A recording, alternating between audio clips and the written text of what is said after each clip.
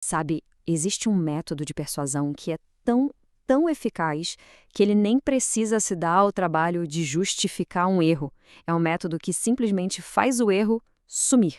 Pois é exatamente sobre isso que a gente vai conversar hoje, sobre como a linguagem pode ser usada como uma verdadeira arma. Pensa só, um cenário onde atitudes, sabe, até comportamentos meio destrutivos, não precisam mais de defesa, de desculpa, de nada. O problema não é que ele é resolvido, não. Ele é simplesmente apagado como se nunca tivesse existido. Parece coisa de filme, né? Mas como que isso seria possível? Olha, a resposta é bem mais simples e está muito mais perto do que a gente pensa. A resposta está bem aí, numa das ferramentas mais poderosas que a gente tem: a própria linguagem. A técnica é, nossa, de uma simplicidade que chega a ser assustadora. Porque não se muda a ação, entende? O ato continua o mesmo.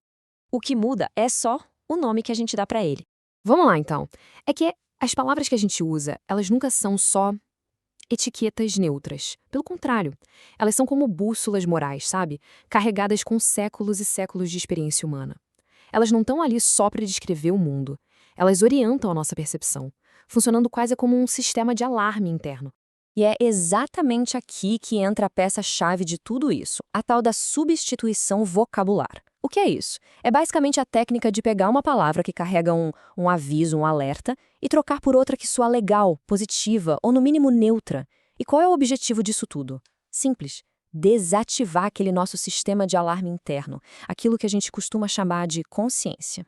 Olha só como isso funciona na prática. É impressionante. Pega palavras como vício ou promiscuidade. Elas carregam um alerta, né? Um sinal de perigo que veio da experiência de gerações. Aí, de repente, elas são trocadas por termos como estilo de vida ou empoderamento. Percebe? Esses termos novos não só tiram o aviso de perigo, eles colocam um aplauso no lugar. E pronto, a nossa bússola moral foi simplesmente desligada. Existe um argumento muito forte que diz que a culpa de verdade não é um defeito, muito pelo contrário. É que nem a dor física, que avisa quando a gente se machuca. A culpa avisa que tem algo errado no nosso comportamento.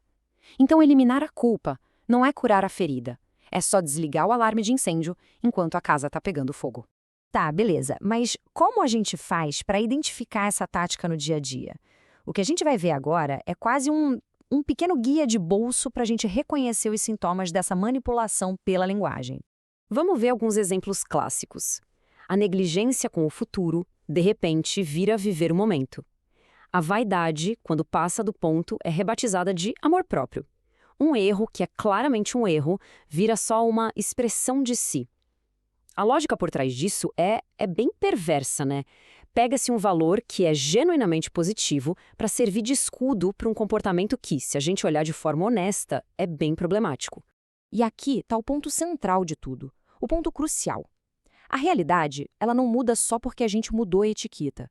As consequências de verdade, sabe, o vazio, a dificuldade de criar laços profundos, nada disso some. A única coisa que muda é a nossa capacidade de perceber que existe um problema. Ela fica anestesiada por essa palavra nova e bonita.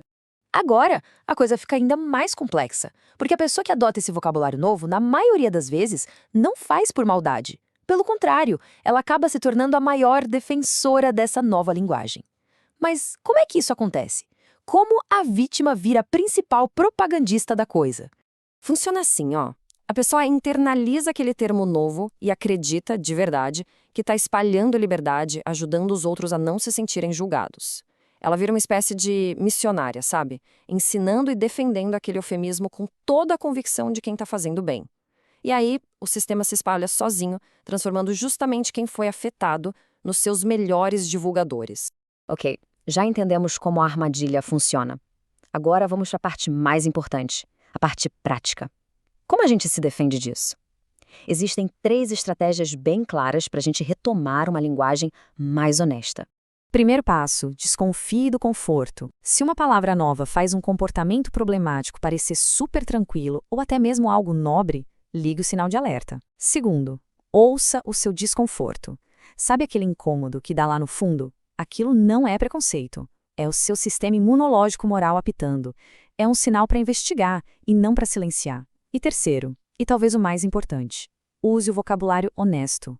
Chame as coisas pelo nome que elas têm. A clareza é a única base para uma liberdade de verdade. E tudo isso leva a gente para uma questão final, que talvez seja a mais importante de todas. Quais são as consequências, a longo prazo, dessa erosão da linguagem para nossa autonomia, para nossa capacidade de decidir por conta própria? O que a gente vê aqui é uma relação muito direta, quase matemática. Quanto mais honesto e claro for o vocabulário que a gente usa para falar sobre comportamento, maior a nossa capacidade de tomar as rédeas da própria vida. E o contrário também é verdade. Conforme a linguagem vai sendo neutralizada ou até invertida, a autonomia despenca. E a nossa vulnerabilidade para manipulação, sobe lá no teto. Porque, no fundo, destruir esses guias internos não traz liberdade, traz desorientação. E uma pessoa que está desorientada, sem uma bússola interna, ela não é livre. Ela é, na verdade, infinitamente mais manipulável. Vira um alvo fácil que acaba seguindo qualquer direção que apontem, não importa o quão ruim seja o caminho. Então, no fim das contas, a escolha que fica no ar é essa. O que se busca? Uma liberdade genuína, que, vamos ser sinceros, exige clareza, exige honestidade, ou uma espécie de servidão confortável, toda maquiada com um nome bonito? E para a gente fechar, fica essa reflexão final que é bem forte. A ideia de que, no fim, quem troca o nome da nossa própria destruição não está tentando nos salvar. Está, na verdade, apenas tentando nos convencer de que não há absolutamente nada do que ser salvo. É algo para se pensar, não é?